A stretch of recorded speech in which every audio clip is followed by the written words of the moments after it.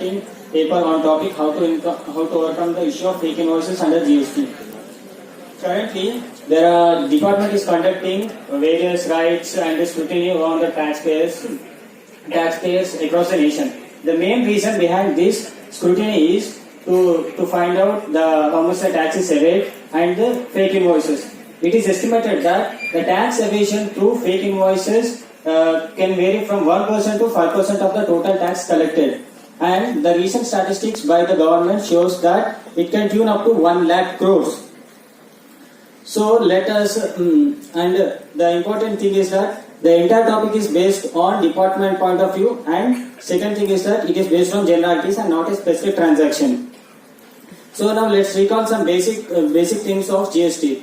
Under GST, every taxpayer liable for registration under section 22 or section 24 has to get registered himself, assess the liability and declare the same under the returns specified under section 37 and 38, and has to furnish the same to the department in accordance with the section 39. The elements of self-assessment are 1. Inward invoices and outward invoices.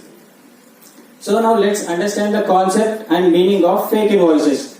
A fake invoice is an invoice on which is solely raised for the purpose of claiming ITC or for the purpose of disclosure, improper turnover, or for any other purpose.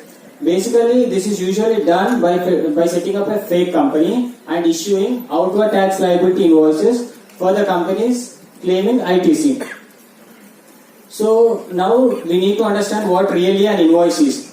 Under GST, section 31 defines what is an invoice.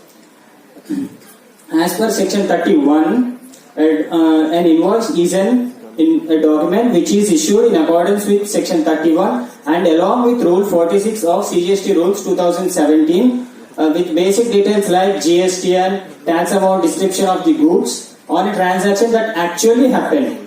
And an improper invoice is an invoice which is not in accordance with either of section 31 or rules on a transaction that actually happened. But a fake invoice is an invoice which is similar to the invoice referred under section 31 on a transaction that not actually happened. So basically the equation goes like this. Fake invoice equal to original invoice plus absence of the transaction. So for everything there is an objective. Like that, for fake invoice also there are few objectives, and that depends upon the nature of transaction and nature of business.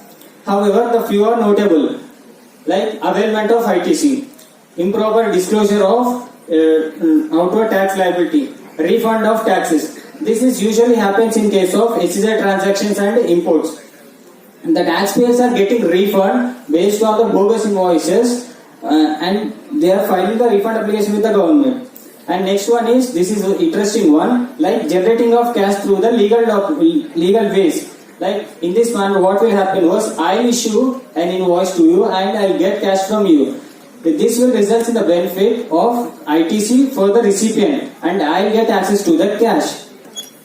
So now let us understand the basic characteristics of fake invoice. It is more likely to be intentional. But why not purely intentional? Let us discuss later. And it can be both in physical form and electronic form. These days we are getting invoices through emails also. And it can be at transactional level or recording level or at the time of filing returns. This is what I am talking about, point number 1. There might be a situation where the duplication of entries may occur, or due to lack of knowledge or based on certain assumption we take ITC even though the transaction has been not occurred. However, this is very exceptional case and rare case. Fake bill can be raised to mislead the intended financial users also. Like I am raising fake outward liability invoices. In this case, what will happen? I will pay the tax and department will get the tax amount. In this manner, the department is not affecting, but the users of the financial statements are affecting. And it is the rule is that it is more sophisticated and organized manner to detect the fake invoices are. And scenarios. Here the rule is that the bigger the business, the more the scenarios. However, few are the notables. Like a bill has been raised, but there is no movement of goods. and being fictitious debt is being passed in the books of accounts, and excess disclosure of turnover based on fake invoices. So there are n number of ways to generate fake bills. Like here the rule is higher the complexity of the transaction and the more ways to generate fake invoices. These are the few ways. And let us now understand practical way and the mechanism of how fake invoices work. This is a case that actually happened at Visakhapatnam in September. The facts of the case are there are rice millers who are selling the husk. Husk is nothing but the outer layer of paddy. Under GST, the sale of rice and paddy are exempted. However, the husk is not exempted. It is taxable at the rate 5%.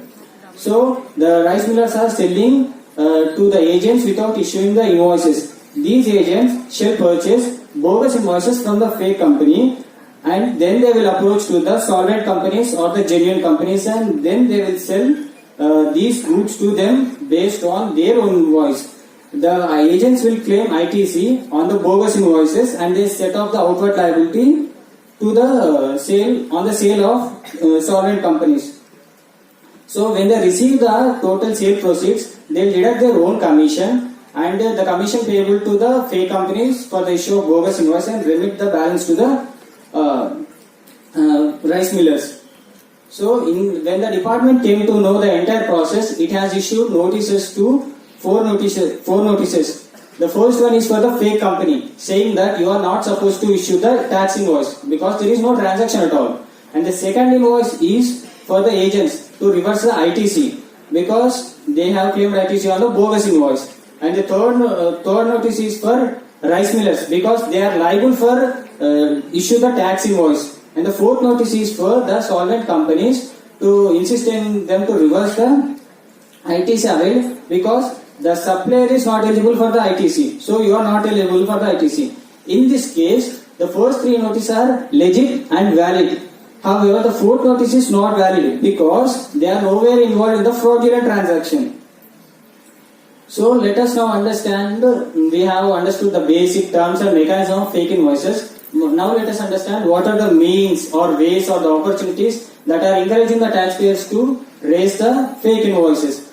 Under GST, there is no proper invoice matching system currently and self-assessment. At the beginning, I have said that the assessee is liable to assess his liability. The assessee may misuse such opportunity. And the proper invoice matching system is nothing but a system to ensure the genuinity or authenticity of the transaction has occurred. There are many ways, however, for limited purpose, we are restricted to these two means. So, in order to overcome the issue, the department has came up with three measures. Measure 1 is 2A reconciliation and e-invoicing and introduction of new returns. Out of these three, 2A has been implemented. However, the remaining two are yet to be implemented. 2A reconciliation is nothing but invoice matching system under which the tax liability declared by the suppliers in his GSTR 1 shall be reflected in GSTR 2A of the recipient. Till October, the recipients are claiming ITC whatsoever the amount paid by them to the supplier, irrespective whether the supplier is filing his return or not. However, the government, with effect from October, implemented a new rule, that is Rule 36, Sub Rule 4, placing a restriction on availment of ITC. As per the rule, a recipient is eligible to claim ITC which is reflected in the 2A. Apart from that, 20% of the ITC in respect of ITC not reflected in 2A or the ITC which is not reflected as per goods, whichever is lower. Let us understand this with an example. Suppose I have paid 100 rupees of tax to the supplier and 50 rupees got reflected in my 2A. 80 rupees have been reflected in my 2A. Remaining 20 is not reflected. Out of this 100, I am eligible for 80 plus 20% of 80 or the balance of 20 rupees, whichever is lower. So, in total, I am eligible for 80 plus 16 rupees. That is 20% of 80 rupees and 96 rupees. Further, the restriction was reduced to 10% with notification number 75/2019. And the merits with this system is that it acts as a check on supplier part. And the shortcomings are, it does not deal with RCM and import transactions, e-invoicing. Unlike the grammatical interpretation, does not deal with the generation of an invoice electronically. It rather refers for generation of reference number for a tax, for an invoice that has been already raised. Who are required? Taxpayer dealing with B2B transactions and turnover having 100 crores or more on PAN basis from 1st April 2020. The following persons are need not to generate IRN. They are B2C transactions, reverse charge mechanism, and imports and exports, because they are specifically exempted from generating IRN. And the merits are, it takes lesser time, and whenever an IR is generated, it will be get automatically reflected in ANX1, which is a part of new return system, and it helps in elimination of data and duplication of data entry. Shortcomings are, you cannot cancel the IRN after 24 hours, and the generation of IRN for numerous invoices is a time consuming thing. Introduction of new returns. Even though I am saying the introduction of new returns, I am going to deal with a part of new return system, that is ANX1 and ANX2. ANX1 deals with the invoice level disclosure of the tax liability, and ANX2 deals with whatsoever the liability declared in ANX1 will get disclosed in ANX2, and the recipient has either option to accept, reject, or hold for pending. Unlike in 2A, here the recipient will know which invoice is not reflected in his ANX2, and he can ask the supplier to disclose the same. Here the merits are, in conjugation with e-invoicing, it helps in real-time updation of invoices. And the shortcomings are, if we are not opted for any of the options, it will be deemed as an acceptance. Auditor's responsibilities. Auditor is a watchdog and not a bloodhound. However, he has to make a special consideration in respect of transaction with the related parties and with the specific suppliers. Like in the previous, the department has raised a dispute on a transaction with a specific supplier. In the current period, if there are significant transactions with that specific supplier, we have to make special consideration. Consequences. The consequences for raising fake bill are very strict. Like you will be issued non-bailable warrant and cognizable offence, that means you are liable for imprisonment and disallowance of ITC along with applicable interest and penalties. The conclusion.